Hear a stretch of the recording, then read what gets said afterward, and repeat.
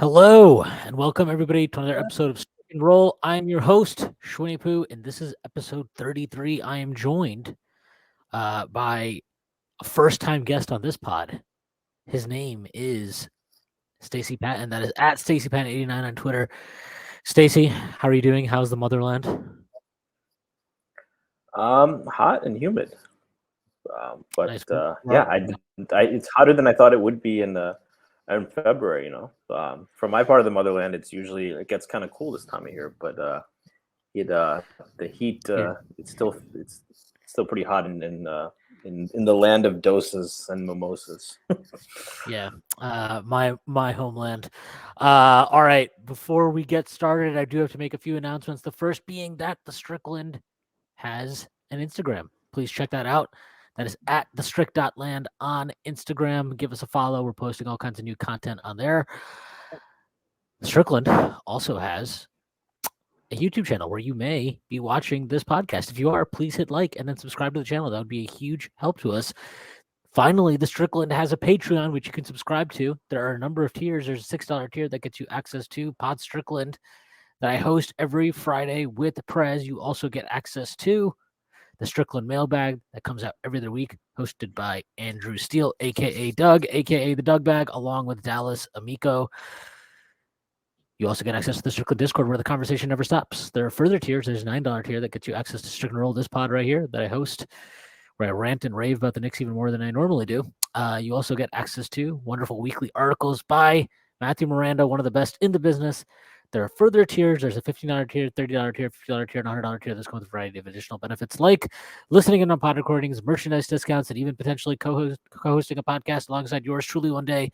Whether you choose to subscribe or not, none of this would be possible without you. So without further ado, let's get started. I don't know if you have had a chance to watch the last couple of games because I know you've been, doing Indian stuff. But like, I don't know.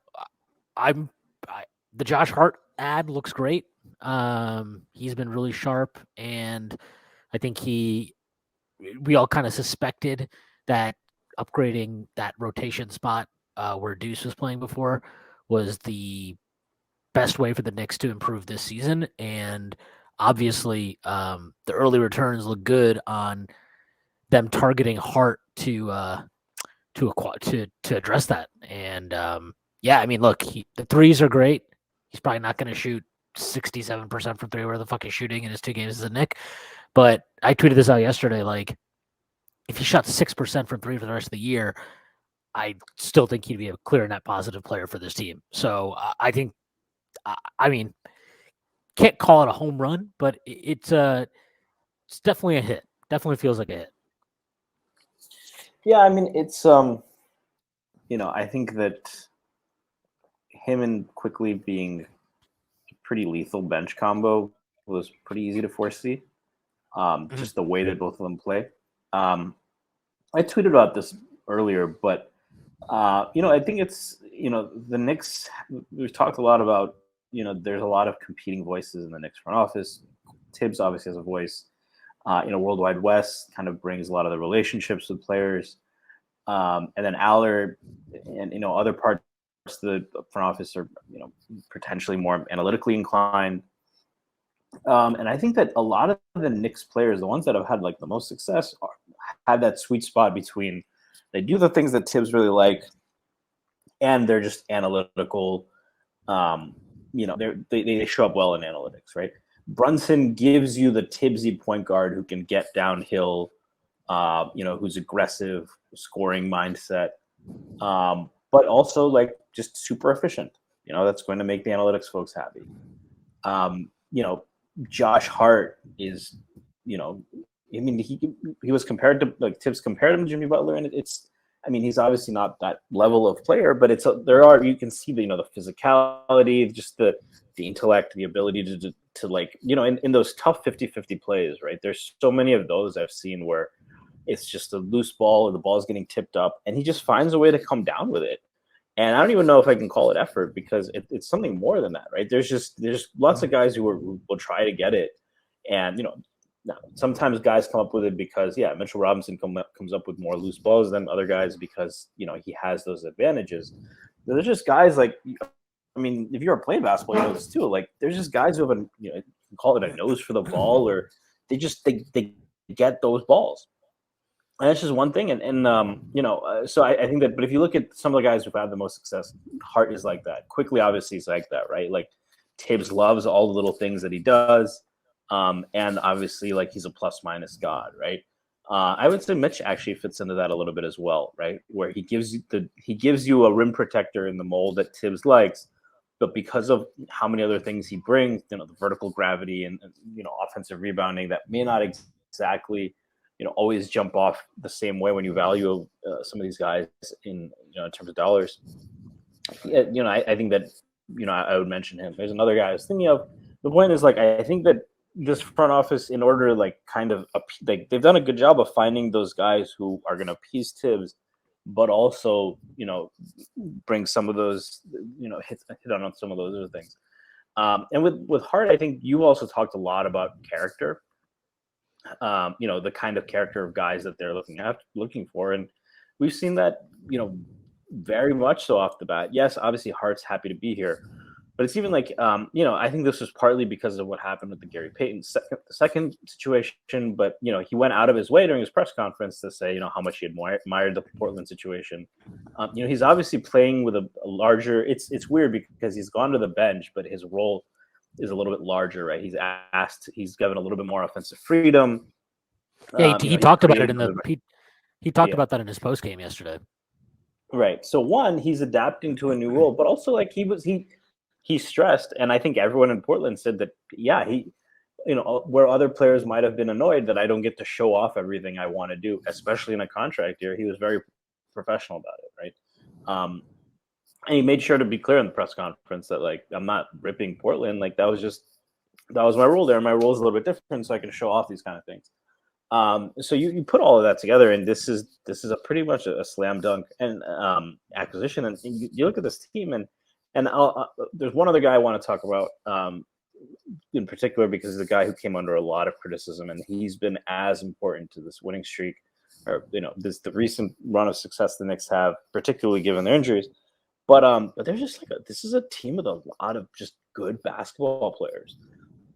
Brunson and Randall, neither of them is probably as good as Carmelo Anthony, but in terms of top end talent, we haven't had a 1-2 punch like that since. Ewing's pretty well.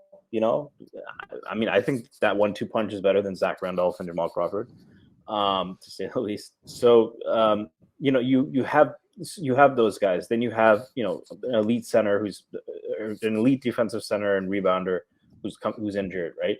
Quentin Grimes can knock down threes. RJ's in a slump, but we know that he has talent. You have two of the best bench players in the NBA. Two bench players who would be starters on most teams. Three, I think, at this point. Who's the third? Hart. Yeah. Hart and Hartenstein. Yeah. Both of them. Yeah. And then obviously quickly. And that's who I was talking about before. That, like, that's another. When we talk about culture, right? It would have been the kind of guys that targeted. Hartenstein's another good example, right? Like, there was a whole controversy. I don't know what his girlfriend said about his role or whatever, but he was not used properly. He didn't get played to his strengths. He's 24, and he was a pretty well regarded player. He left a good situation in LA to come here. He really struggled, and obviously the team isn't better without Mitchell Robinson. But if there was a blessing in disguise, I do wonder if Mitch not being there made Hartenstein realize that, okay, I'm gonna have to play, and they're not gonna pull me if I screw up. Like, Tibbs is not going to play Obi and Randall together. So it's on me. And obviously, if you have the right attitude, you'll figure things out in time. A lot of free agents, it takes time and there's a whole process. But he's been really important to this team. And he's one of the league leaders in boxing out.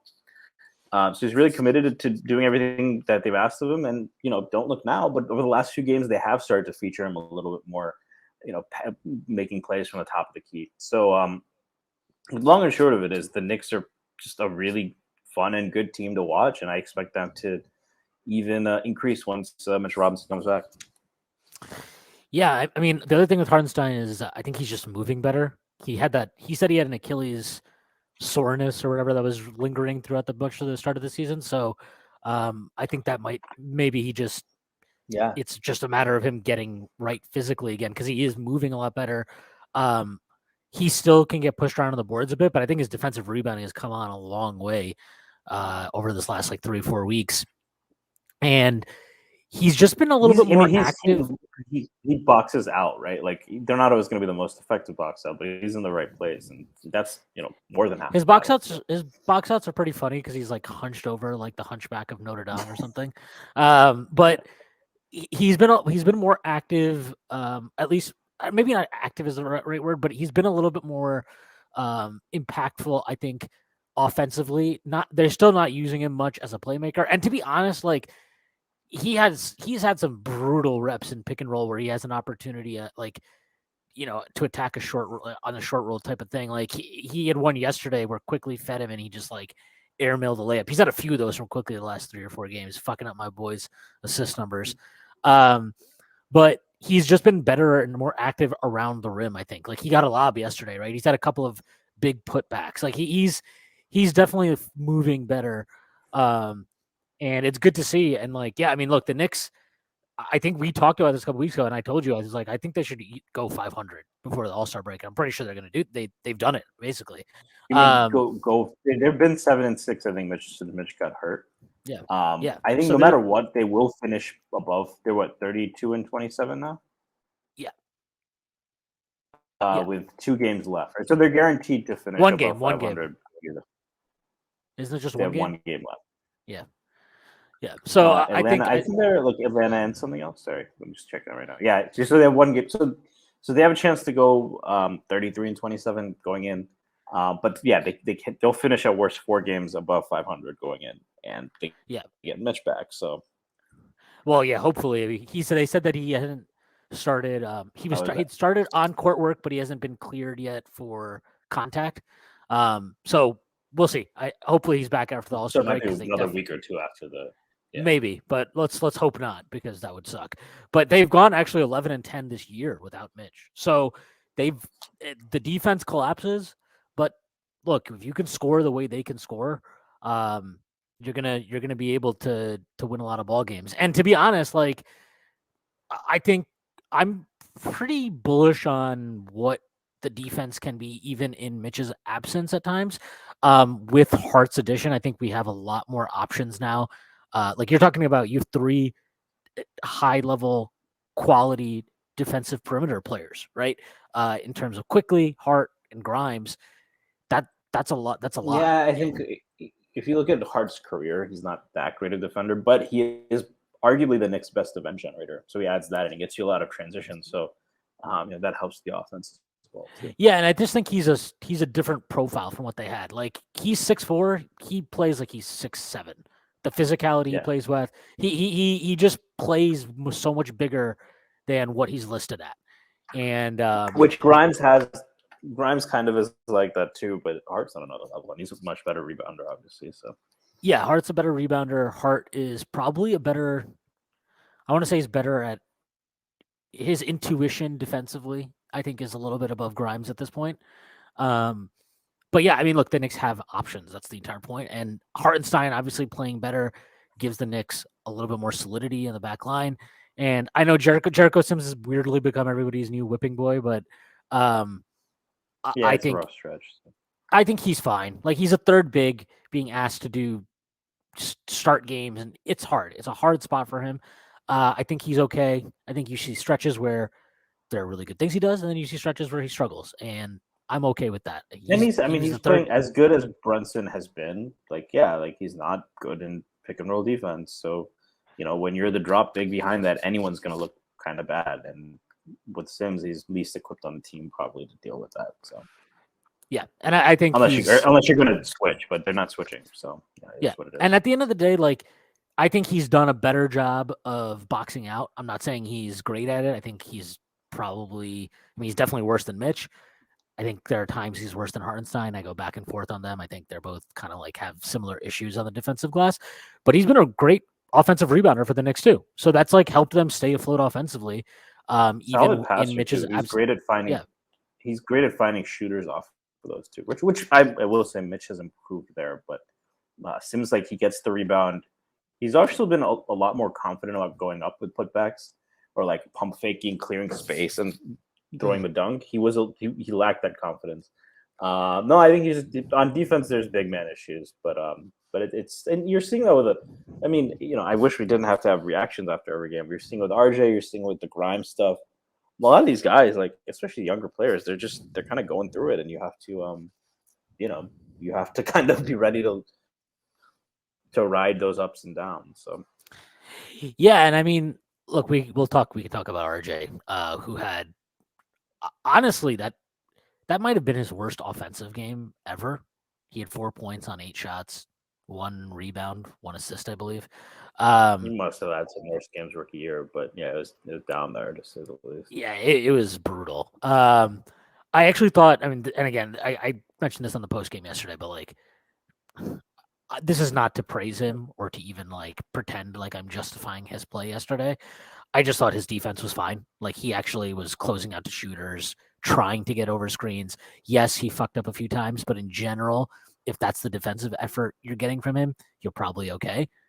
The problem is the offense was terrible, and he looks so out of sorts right now. He looks a lot like I again, it's something I mentioned going back a little bit, but like the stretch he's having right now reminds me a lot of the stretch that Quickly had in January and February last year, where he was just like totally in his own head, couldn't buy a shot, couldn't get in rhythm, and you're just sitting there wondering like, when the fuck is this guy going to snap out of it, because this is brutal to watch. And even and I'm saying this even though like last week he had 30 against Miami, and it was not just like some empty 30. No, that was like a 30 that helped us win the game without Brunson. Brunson didn't play that game. So like there's still signs, and I still think there's like reason for plenty of optimism that he's going to bounce back. But that being said, like he's got to get the fuck over it. Like I don't know what's going on with him. I don't know if he's upset that about his role, that he's not being prioritized or whatever. I don't really care. The fact of the matter is, this is a really good team, and he is probably the biggest thing holding it back from reaching a level that I think anybody would have been ecstatic about to start the year. Like if RJ is just, and then I'm not even talking about RJ being like a star. I'm talking about RJ just being good, like a good starter. If RJ is a good starter, like what this team could do, I think they could win a playoff round. And quite frankly, if he got back to that level and Mitch is healthy, I think they can beat anybody in a series in the East other than Boston and Milwaukee. Like Philly would obviously be a huge favorite. They've played Philly tough. They have played Philly tough for several years. Actually, since Tibbs got here, they've always felt like like they could go toe to toe with Philly. Yeah, so like I'm not saying they would beat Philly, but I would. The fact that Philly is one of the few teams that doesn't have a tactical coaching advantage over us. But yeah, but yeah, like, and I just think, again, like, would Philly beat us? Probably, they'd be the favorite, but I would feel pretty okay about our odds going in. I think we have a puncher's chance in that series. I think we match up really well with Cleveland. I think we match up very well with Miami. Like any of these teams that could Brooklyn. What about Brooklyn? Brooklyn owns the city. They do. They run it. Also, Sean Marks is doing such a great job. Did such a good job of trading KD. Amazing work. But yeah, like we could obviously beat Brooklyn. Like none of those teams scare me. And Miami, the issue is that is the worst coaching. It's the tact. Yeah, but that's different. I'm just talking about from a personnel standpoint. None of these teams are like, oh my god, what are we gonna do? But to bring it back to RJ, like he had like again, I don't know what's going on with him, but it's all these little things that he's doing now that are really frustrating. Like yesterday, he missed. Like how many times is he going to hold up the gooseneck after a 3 and just watch it, just stare at it? Have you seen Love in Basketball? Yeah, they should. That's Tip what should do that. Needs to make him stand like that for the rest of practice. He should. I mean, like honestly, it's ridiculous how frequently that happens. He got saved yesterday on one of those because Hart got back and stole the ball off of Ben Simmons' outlet to Royce O'Neal. But like, it's just bad stuff. And then like there was another play in the third quarter where RJ just doesn't box out McCall Bridges, who gets an offensive rebound, and then to compound the issue, RJ fouls him, so he gets to the line. And then he had another soft and one that he gave up to Nick Claxton yesterday.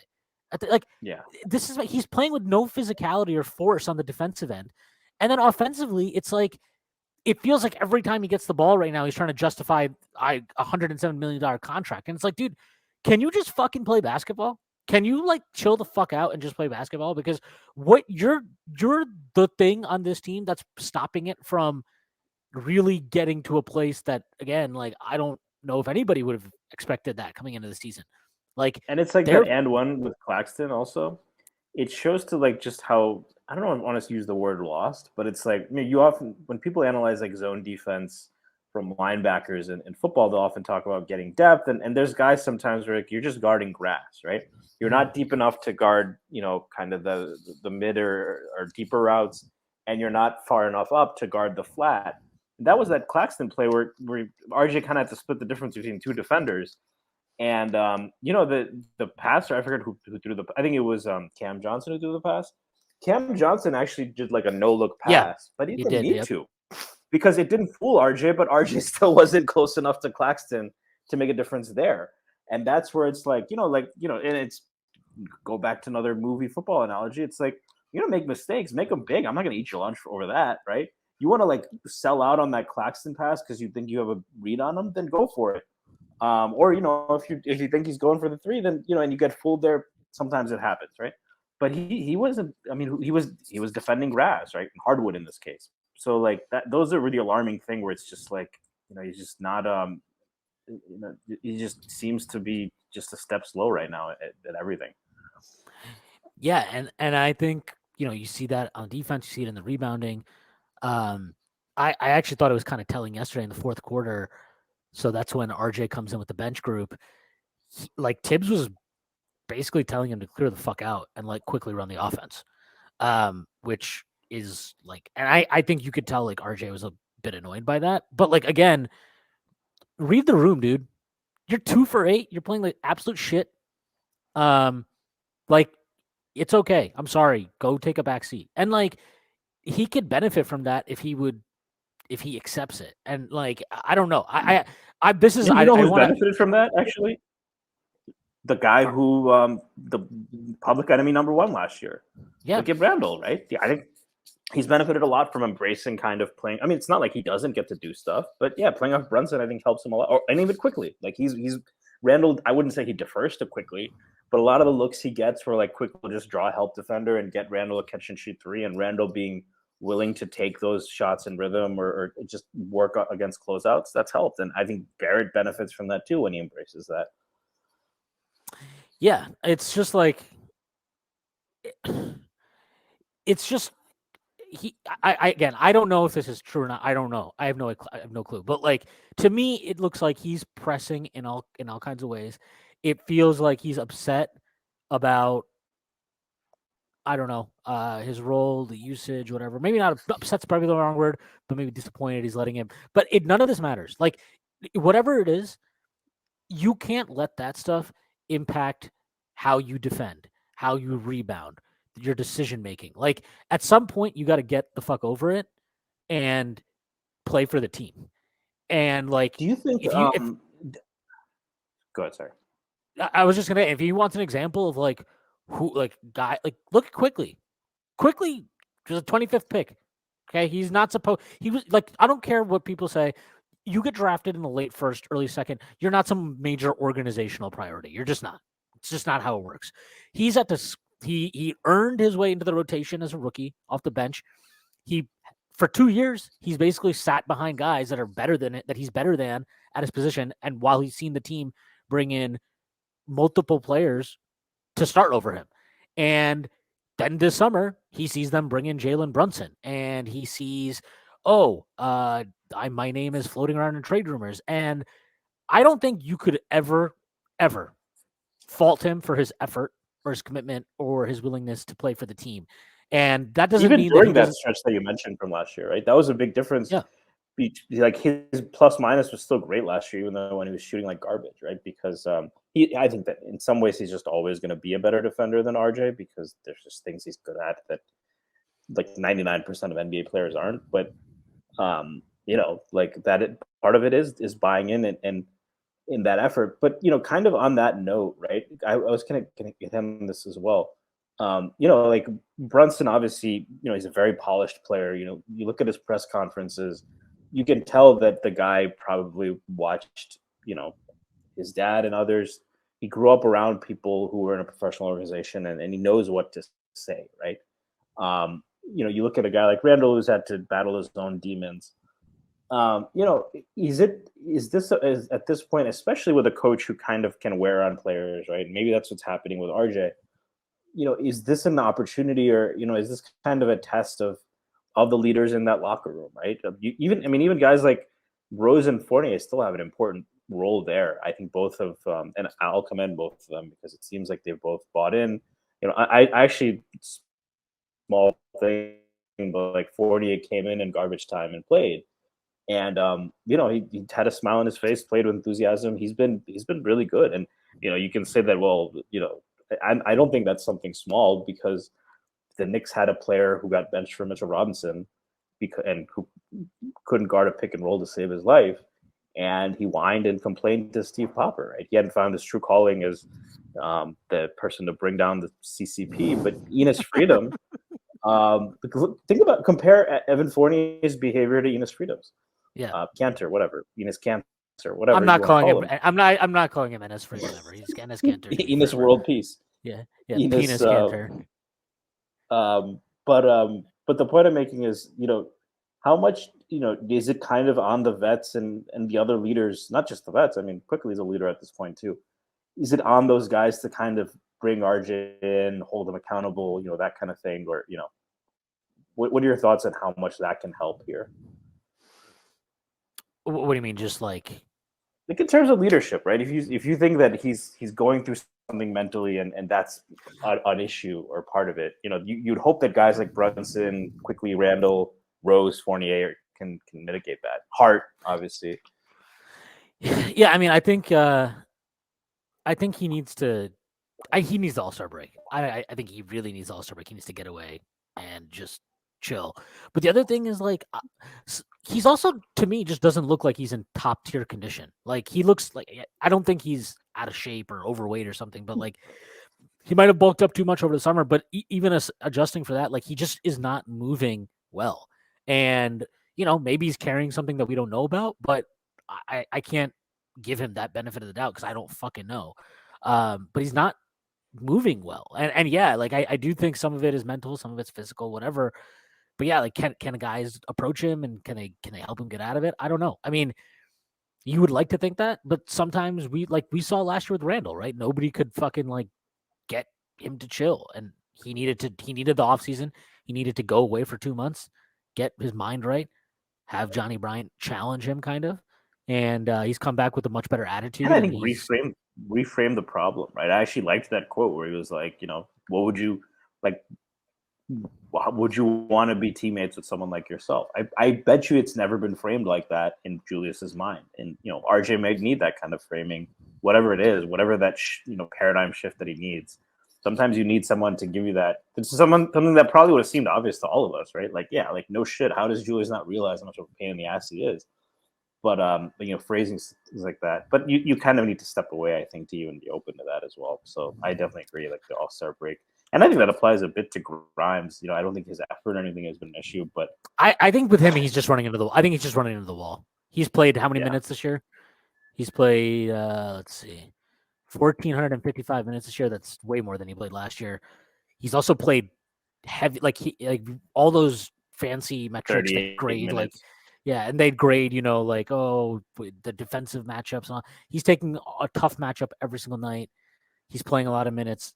He'll be fine. I'm not that worried about him. I think what I will say though is like, this is why I never understood the rush to be like, he's not just our best prospect, but he's also like our best perimeter defender. Like, I just don't agree with that. Like, Is he a better man defender than anybody else in the team? Like just 1v1 ISO situation? Sure.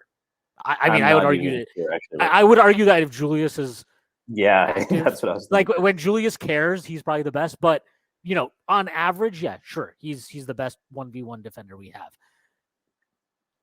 But like we know NBA defense, 90% of it is not 1v1 stuff, right? It's all these boring things of execute, tag the roll man, It's get back Emmanuel out to the Quickly and shooter. Josh Hart stuff. Yeah. Yeah. And like I just think I thought last year that Quickly played really good defense, and it was weird to me that he seemingly didn't get much credit for it. And I'm happy that he's getting credit for it now. But like I look, Grimes is gonna be fine, but like if we're gonna be serious about who is like the importance to the future of the team and all this type of stuff, like Quickly is just on another level to him at this moment. And that's not like a knock on Grimes again, who I like a lot, but I just felt like that was always just such a weird rush to judgment after like summer league, where it's like, oh my god, he had great summer league. This is the best prospect we have, and I'm like, dude, Quickly had a great summer league last year. What are we talking about? Like Well, this I is think just I don't think it was as unreasonable because you had a guy who had a very projectable role on defense. His defense pops more, right? Quickly does a lot of things that you don't notice unless you watch the film 69 times, as Tom Thibodeau would say. But the things that Grimes did, just kind of being in a guy's face, Quickly's doing that more. It's more visible this year. Last year it was more the little things, and he shot 38% on high volume, and he just has a very projectable stroke, right? So, like that kind of a player who just seems to plug in and be a fit like that in the modern NBA. Knicks haven't had a lot of those, and Quickly it is kind of with the kind of ups and downs he's had with shooting, some of the inconsistency he had on offense. Like I kind of understood where that was coming from, and not everyone your mileage can vary on some of these advanced stats, right?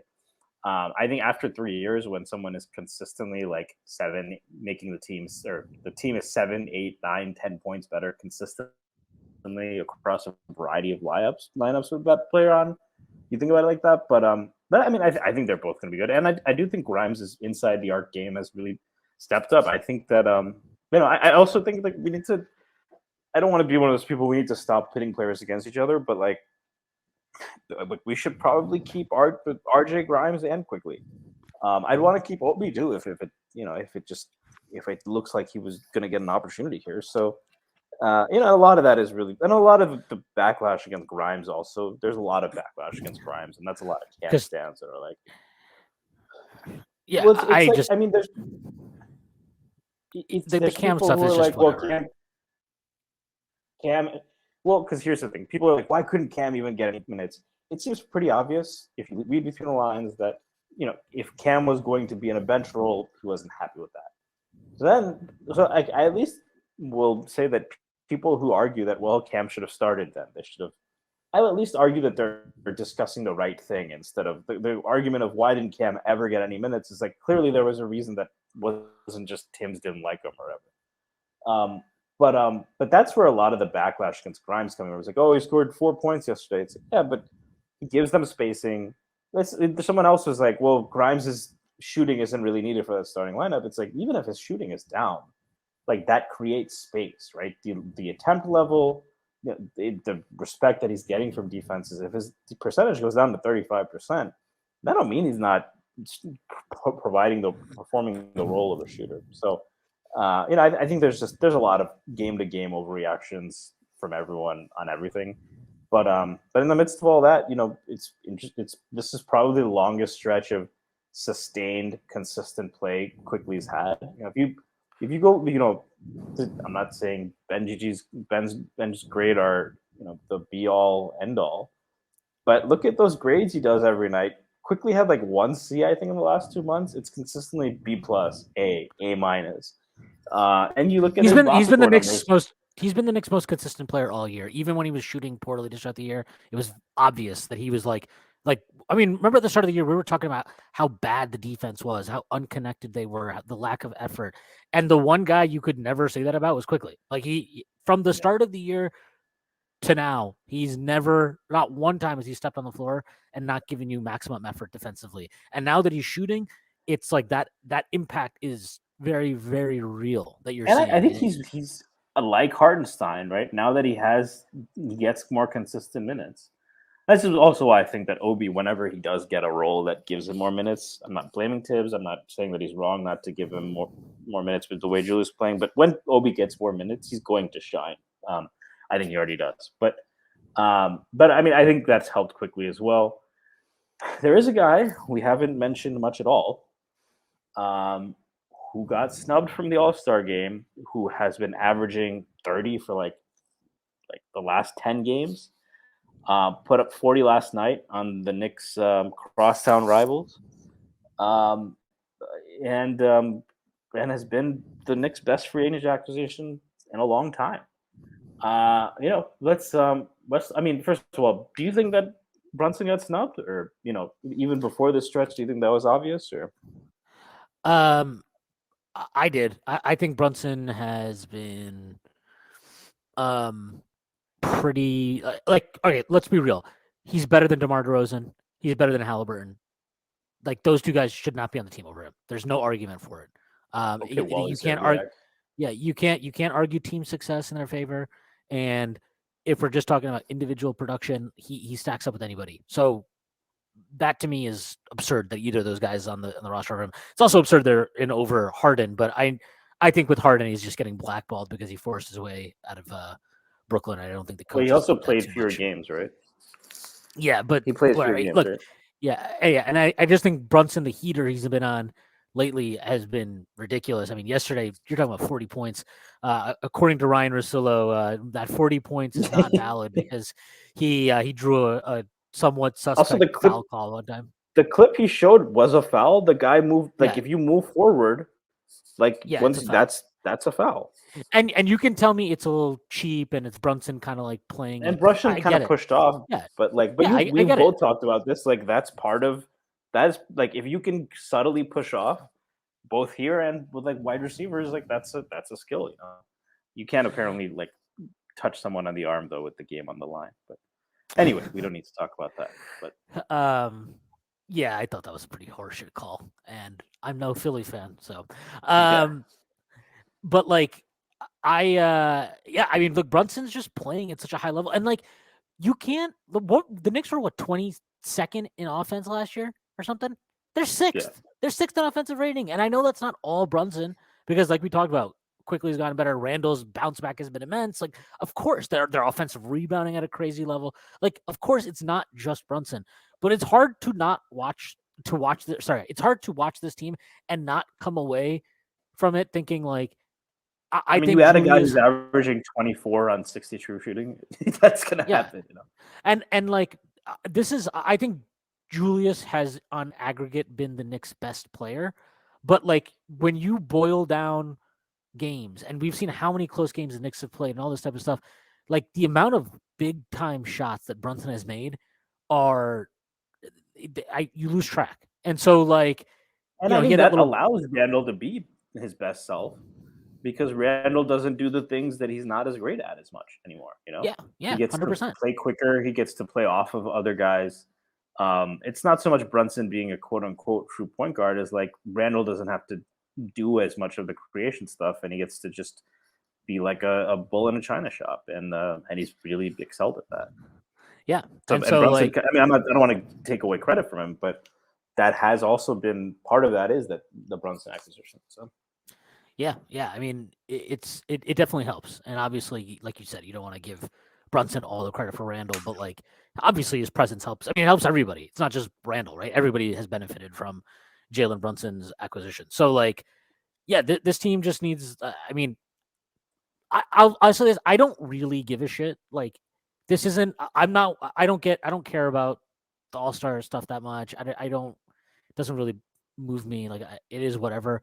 But he is playing at an all-star caliber level right now, and he has been for most of the season. And look, the one weakness he had offensively coming into the season, at least as a scorer, was that pull-up three-point shooting, right? That was just not a thing that he did very well. And like, he's doing it now at volume, and he's taking tough shots, and he's canning them at a high clip. Like, mean, it's not unfair to say that if you're just talking about offense, there are not many guards in the NBA you're taking over Jalen Brunson right now. There's just not. Like, the guy is absolutely dynamite as a scorer.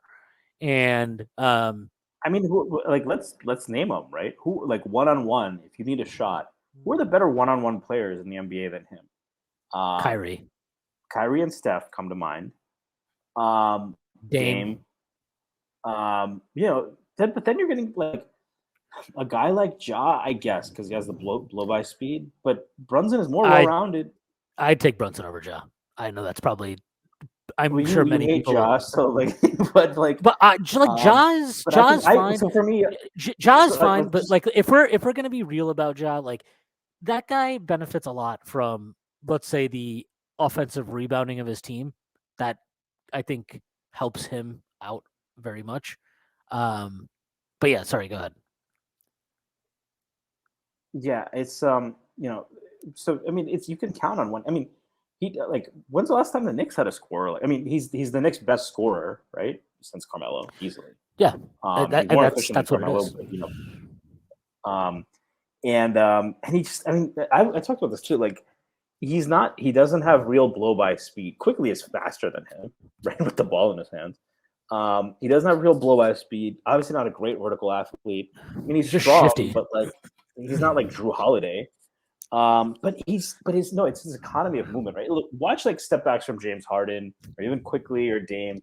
They will move 5-6 feet back on their step backs, and they have just crazy body control and flexibility that they make that work. But Brunson, his fakes are so good and subtle. Like he has, he's got, like, most guys have the tween hezzy cross, right? So, go between the legs, hezzy, and then on the cross they like create a ton of space and move with that crossover, right? With Brunson, when he does the tween, he does the hezzy, but then he just pulls it back and shoots. He loves that move, right? He doesn't even need to do the crossover because the fake itself is so lethal. With very small moves, he can just get the defender off balance. And so, like, he doesn't need to step back 4 feet, so that makes the shooting easier. And on top of that, like, since he can attack in such a variety of ways, the defender can't really close out, can't really defend anything at a high level. I'm pulling up his pull-up shooting stats right now from NBA.com. But I know he's at 40% from three for the season, which is higher than it was on higher volume. Specifically, I think a lot of that is coming from pull-ups. But on pull-up threes, he's shooting. He's shooting 39.5% on pull-up threes on 2.8 attempts per game. To compare, Jamal Murray, pretty good pull-up shooter, 42% on 3.5 threes per game. Donovan Mitchell, who's been on a heater, probably is higher than him. Donovan Mitchell shooting basically the same, 39.6%. It is on 5.8 attempts per game. The point is, like, Brunson has turned into a volume through, like, he can get any shot he wants at any time. And I mean, there's people who complain that they kind of lean into that a little bit too much, which is not completely unreasonable. But yeah, I mean, he's right now on a heater. Maybe that pull-up shooting regresses a little bit, but his form and everything is so good. Well, it doesn't even matter. It doesn't matter if it regresses, because now it's a weapon. Like, teams have to honor it now. They have to play up on it. And that's the biggest, that's the actual value. Like, Spencer Dinwiddie's not a good pull-up three-point shooter, but guess what? He gets defended like one. When he plays the Knicks. Jesus Christ, dude. That guy, like he's like a career 30% three-point shooter. I don't think he's ever missed one against the Knicks. Yeah, but I mean, like, the point is, like, but teams have to defend that, right? They have to honor it because he takes it so much, and he's willing to take it. Like, that has been the big. And it's not like Russell Westbrook willing to take threes, right? It's like you leave him wide open, he's going to hit it at the efficient rate. So, yeah. So, I think they've, he's just. I really don't have much to say other than, like, he's playing great, because what else is there to say? I mean, he dropped 40 points yesterday. He went 4 of 8 from the line, and he still dropped 40. Like, was on 21 shots. Just an absolute ridiculous performance. And it's weird because he's still shooting 84% from the free throw line, which is above his career average. It's felt like he's missed so many. Him and Quickly have But weirdly been relative to them, I guess, struggling at the free throw line of in recent yeah, and games. maybe But we overweighted because the expectations were high. But I said before the season, like with his role, I could see Brunson averaging 25 and 7, and a lot of people call me crazy for that. He's 24 and 6 right now. yeah, by the way, Quickly over his last 28 games, 10 of which he started, 15.9 points per game, 4.0 rebounds, 3.4 assists, 57.6 EFG, 61 true shooting, 47.9, 39.3, 80.5 splits from the field. That his overall is, stats are now high enough. He's had the highest. He's up to 50. He's up to 56 true shooting himself, which is higher than even what it was when he was a rookie and shot 40% from three. So yeah, and I just like the way he's shooting the three now. Like he's not hesitating. He's pulling the trigger. I still get annoyed. I he's still up to think he has this. 35% on the season. So even Yeah, even for the season, his numbers don't look bad. But yeah, and over those 28 games, he's averaging 5.8 attempts from three per game. So like again, the trigger is back. But like I still think sometimes he loves to pump fake and drive in now, and I think sometimes he actually overdoes it. But the fact that he can do that and you feel like he's going somewhere is good. I mean, that's that feels great. And I'll even say this. we were both high on him as a prospect. If you told me by year 3 he'd be taking 13% of his shots at the rim and shooting 67% at the rim, I would have asked you to give me your dealer's number, man. Like that's pretty nuts, Yeah. Like he's Yep. legitimately very effective at the rim now and Yeah, getting to the rim.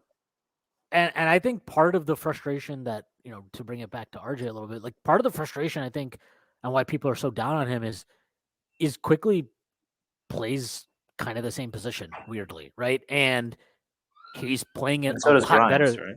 Yeah, but the And Grimes stuff Hart is now. So yeah, but Grimes isn't getting the I don't think I think he's actually rated fine among Knicks fans. Like there's people that other than like the weird Cam fan people who like want to shit on Grimes because he's not Cam, which I don't really understand. But like Quickly is just playing at such a higher level than RJ, and it's hard to just ignore that because it's like they play so much of the same positions, they play alongside the same guys a lot of times, and one guy is giving you everything that you want, and the other one is kind of like going through this weird lull. Um, it's just it exacerbates kind of the lingering feelings you have about how RJ is struggling this year. But yeah, it's like when you're anyone with a sibling knows that. Like when your sibling's doing well and you're not doing so well, your parents you're gonna stick out more to your parents. Another thing, I don't have the Knicks ever had a 90-50-40 player.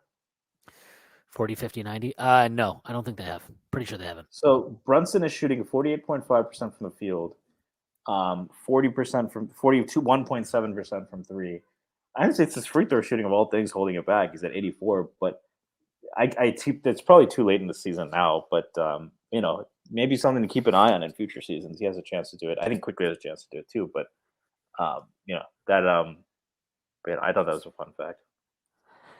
Yeah, I mean, yeah, it is a fun fact. And by the way, if the Knicks trade Emmanuel Quickly, which I mean, obviously they can't do it this year. Would you trade Emmanuel Quickly straight up for OG Anunoby? No, I never would have Michael done that. Bridges? No. Michael Bridges can't dribble. Who was the worst player you'd trade Quickly straight up for? I wouldn't trade Emmanuel Quickly for God. No, Bam? I would trade him for Bam. Like, wow, you're thinking about this, huh? Well, I don't know. This is more of a positional thing because it's like, is Bam good enough as a center to make that worthwhile? Which isn't just separate from is Bam better than Quickly? Like you have to say based on what we've seen. Bam's not Jalen Duren, so that's a good point. Yeah, well, Bam obviously is better than Quickly, but to me, the bar for centers is so high because Bam is legitimately the third best center. Yeah, I think Bam, easily. Bam, I guess is a good one. I just don't. I really think that like what you have in a player like him though is so unique and rare that if I can avoid like, okay, look, if Devin Booker is on the table or something, and the Suns are like, all right, we just need Emmanuel quickly, you probably have to pull the trigger, right? But like, that's what I'm saying. Is like he is that level now where I'm not trading him for fucking first round picks. I'm not trading him for some nice wing player. No, like he stays unless there is some trade to be had for a true superstar, in my opinion. Like, and I'm not even talking. I'm talking about true superstar. No, none of this Zach Levine Booker, bullshit. Tatum, yeah. Yeah, You not probably none of would that. you even trade him for like Jalen Brown? That's a good question. I Jalen mean, Brown, I look, think, is right on that border of like star versus yeah, superstar. I think you would have like you almost have to do that. But if you told me that came back and like if you told me that Boston won the trade or something, I don't think that would be absurd. Like I think like Quickly's really fucking good, and Jalen Brown's really fucking good too. But but Jalen Brown, man, like he's we were actually talking about this very briefly yesterday at our Discord, but he's like such a Tibbs player where it's just like, yeah, dude, just ISO, just vibes and like make it just cook, bro. Like that's Jalen Brown just wants to cook all the time. That's like what he wants to do. Him and Ball don't stop. But like Well, well, Jalen Brunson is a very ball don't stop player. But it's also so like is Quickly. when you can play Quickly like got that. Quickly got Nah, the ball don't Quickly's not a stop ball don't sign of stop. Quickly he does got the when he got the ball don't stop tweet of approval ball last don't year. stop. I mean, I think he likes the Quickly like the showmanship stuff. But honest, you'd have to say pull up shooting, which was Quickly's main calling card, is like not even the biggest part of his game anymore, right? That glue guy stuff, I promise you, it comes easy to a player like this. That's what ball don't stop would say, and I think that Quickly proves that wrong.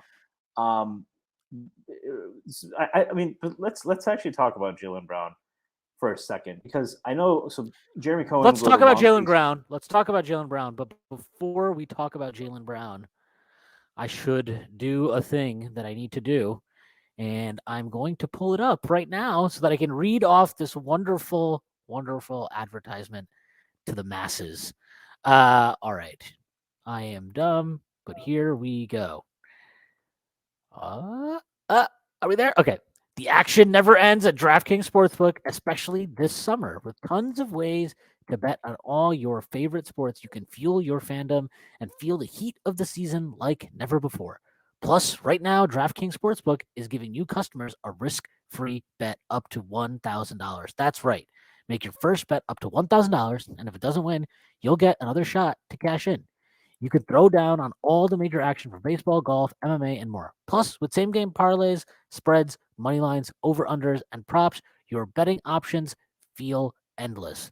Best of all, DraftKings is safe, secure, and reliable. You can deposit and withdraw your cash whenever you want. Download the DraftKings Sportsbook app now. Use promo code TBPN. Make your first deposit and get a risk-free bet up to $1,000. That's promo code TBPN. Only at DraftKings Sportsbook. Minimum age and eligibility restrictions apply. See show notes for details. All right, yeah. Look, Jalen Brown. Let's do it. Yeah, so Jeremy Cohen wrote a long piece about how the Knicks are acting like their priority is to maintain cap space for 2024. One, I do think it's interesting, and I know less about the cap than you, so I'll definitely defer to you. Wonder how much Josh Hart, might impact that. But two, I talked with or I mentioned something to Jeremy about that on those lines, and he said for what it's worth, he doesn't think Jalen Brown would be the target. And for me, if I look at that free agency class, I'm like, then who is? There's no stars there, right? But maybe that's a better question to direct towards Jeremy. But kind of, one, do you think Jalen Brown would be available? On the one hand, he's in a great situation playing next to, another great player on the wing, another great young player, and a bunch of guys who are willing to do the dirty work, great defenders. He probably that's a place that is built to give him a ring more than for every year for a long time, more than maybe any other place in the NBA. But it is Boston. We know that Jalen Brown is someone who's outspoken about many issues. Maybe he doesn't love it, and he is an unrestricted free agent. Definitely curious to your thoughts on all of that. I actually talked to Jeremy about this. It's funny that you mentioned this. After we traded for Hart, I sent him a DM and I said, "Looks like your 2024 plan is dead, pal." And he agreed. I don't think they're going to be a cap space team in 2024. The Hart trade, like you mentioned, kind of makes that. Well, I mean, Hart's going to get what, 15 to 20 mil, right? Something like that. Hart's going to get that. I mean, he's going to get 20 if he plays like this. Hart's going to get paid. You assume that Emmanuel quickly will get an extension. What do you think that'll be at this point? 4 for 60 or something? I don't know, man. I'm paying Emmanuel quickly whatever he wants, blank check. 4 for 70, 475. I think that he could get that for sure. I mean, if Poole got 4 for 113, like, yeah. I mean, Poole got 4 for 140, I thought. Yeah. So we're giving him half what Poole got, which he is not. He is a lot better than half the player that Jordan Poole is. So he's better than Jordan Poole. So yeah, I didn't want to say that out loud, but yeah. By the way, Alan Hahn said that Mitchell Robinson should be cleared for on-court contact next week. So what's the timeline usually? How much between that and so that? I mean, that would portend, you think, right after All-Star break, maybe a game or two. Yeah. So, yeah, like, I think that I would think that the Jaylen Brown angle, I don't know why the Knicks wouldn't be interested in Jaylen Brown. Like, I'm not saying that if there was mutual interest, he is the guy you dump picks to become a cap space team for, right? Yeah, or do you? I mean, look, we've seen that teams will play ball if a player wants to leave, right? As long as they're getting something out of the deal. So maybe you don't even need to dump cap space. You can work with Boston or something. But he's an interesting player in the sense of, like, he is super talented. Obviously, he has his ability off the bounce has improved tremendously. His handle compared to what it was when he came into the NBA. I don't love the decision making from him offensively. I think he takes really stupid shots quite often. I think he forces his way into traffic quite often. Don't love his feel as a passer. At the end of the day, he's still an efficient, 25 point per game scorer or whatever the fuck he is this year. He's really good. He's really young. He is really athletic. His on-ball defense can at times be tremendous. I do think he's very susceptible off-ball defensively and gets exposed a lot in those ways. If you went back and watched that Celtics Warriors series from the finals last year, I think you'd see examples of that throughout the series. But so all I'm really saying is he's not a perfect player, but he's really close to that. Is he a star? Is he a superstar? Like, what? It's really, it can go either way depending on the night that you're watching him. But you add him to Jalen Brunson and Julius, if you add him to this team, if you added him to this team, who's better than us in the East? I mean, the second benefit of that is one of the teams that is better. Suddenly it's less clear. We probably wouldn't beat Milwaukee in a series, but I think we would give them hell, and I would take us over anyone else. If you added Jaylen Brown to this team, yeah, Jaylen Brown and maybe it's worth it at that point. You need Jaylen Brown and a more tactically astute head coach, probably. But yeah, I mean, but on talent, you wouldn't take it. The only thing that kind of would give me pause is that, to your point, your two lead guards or whatever, they're both let him cook type players. Randall is more of a connectory piece, but at heart he's like more of a scorer, right? So you kind of at heart he's more. That's another. The benefit of Hart also, even when he plays in that starting lineup and the spacing isn't great, if the 3-point shooting comes down to earth, it's that he gives them that connector. I do wonder if they do get a wing, do they need someone more in that mold? But I would rather deal with Jaylen Brown's talent and try to get him to embrace some more passing than pass on it and like trade for Mikal Bridges just because he's a better connector piece. But yeah, I think that would be the other concern.